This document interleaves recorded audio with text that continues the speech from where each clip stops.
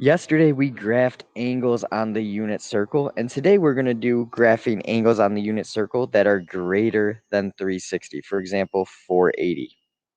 An important thing to define before we do that, though, is coterminal angles, or angles that end in the exact same place. So two angles that terminate or end in the same location or spot.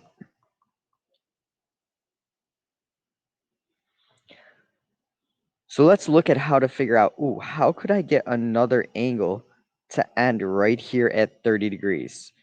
So I started here and went up to 30 degrees.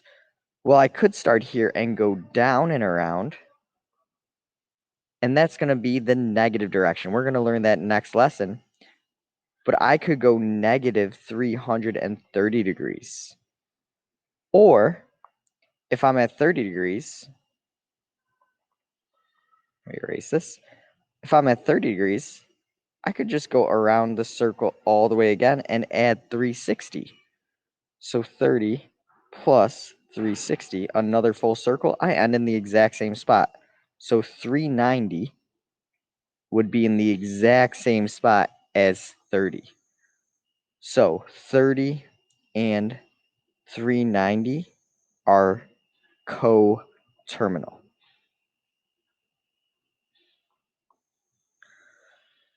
So all I have to do to find coterminal angles is add or subtract 360 degrees to the angle. Because really all I'm doing is going around the circle again, so I end up in the same spot. Or in the negative direction, I could go around the circle again and end up in the same spot. So I could have done 30 minus 360, and I would have got negative 330. So let's see this quick example. Let's say I had a 480 degree angle, and I wanted to find a coterminal angle between 0 and 360. I could just take 480, say, let's take off a circle or a spin. That's 120. So 480 is the same angle as 120. It will land in the exact same spot on the unit circle. So let's see how this would look if I actually was going to graph one of these. So just like yesterday, we're going to graph an angle. So let's look at this first one. It says, graph a coterminal angle between 0 and 360. Draw the terminal side, draw an arrow. Okay, label the reference angle. So the angle they gave me is 840.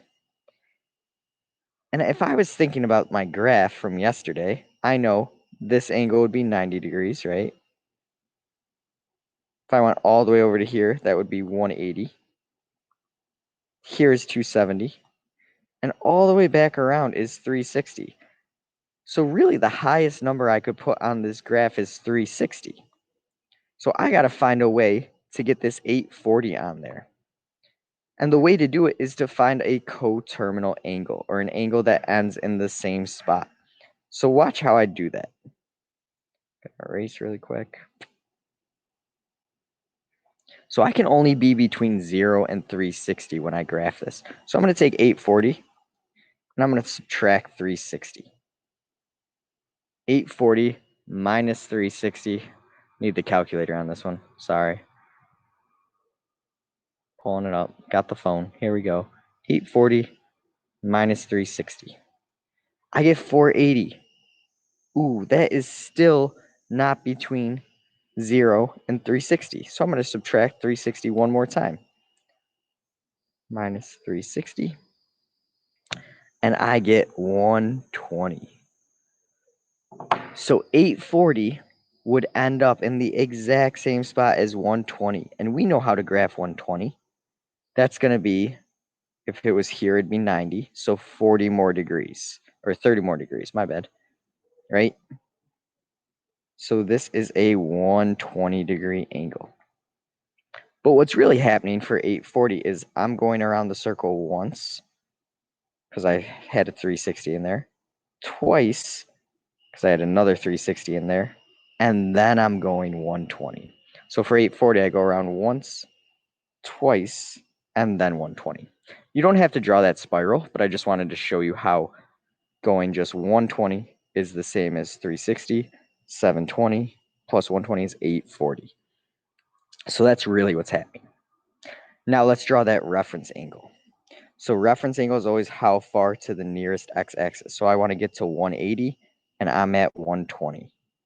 So I need to go 60 more degrees. So my reference angle is 60 degrees. All right, try this one, 660, in your notebook, and then hit play when you're ready, and I'll show you the correct answer. All right, so 660, we just want to subtract 360 so we could actually graph it. We get 300. So instead of 660, I'm going to graph 300. So this is 90 degrees, 180, 270, 360. So 300 in between 270 and 360, it would be 30 degrees past 270, right, to get to 300. So go around, it would be about here-ish, 300 degrees. And the reference angle is just how far away from the x-axis we are. So we're at 300. I want to get to 360. I need 60 more degrees. That's the reference angle. Great. So now, just like yesterday, what if they gave us it in radians? Everyone hates radians. So let's put it into degrees. So I'm going to multiply by 180 degrees divided by pi. So the pi's cancel out. So 10 times 180 over 3. 10 times 180 is 1800. Divide by 3. Do it in my head. That's 600. So I want to graph a 600 degree angle. So instead of this, I'm going to think 600 degrees. It's the same thing, just in degrees. It's like if you had something in inches and you're like, I want to convert it to feet so I could just lay out a ruler. How many feet it is? I just converted radians to degrees like you could convert inches to feet. All right, so now I got my degrees, much easier to graph. But that is too big to put on the graph between 0 and 360. So I got to subtract 360. So I get, oh, wow. Remember this? Good times. 0, 4, 5, 240. Some old school math right there. So I'm going to graph 240 because it is the same, or it would end in the same spot as 600. So I'm going to start here. Remember, this is 90, 180, 270. So I'm going to go 240, which is in between 180 and 270. And it's pretty close to 270. It's about 30 away. So here is 240. So we would start here. This is my 240 degree angle. You could label it here. You could label it here. Doesn't really matter. I'm just putting it in both spots. And don't forget the reference angle. How close am I to the x-axis? So I was at 180 to 240. How big is this angle? That would be 60 degrees. So I want you to try one at the bottom. Remember, we converted to degrees. Then, once we had our degrees, we put it with a coterminal angle to figure out what would be between 0 and 360 so we could actually graph it. So try this one, then hit play, and I'll show you the answer. 13 pi over 6 times 180 over pi. Pi's cancel. 13 times 180. Oh, God, this is going to be ugly. Divided by 6. 180 divided by 6.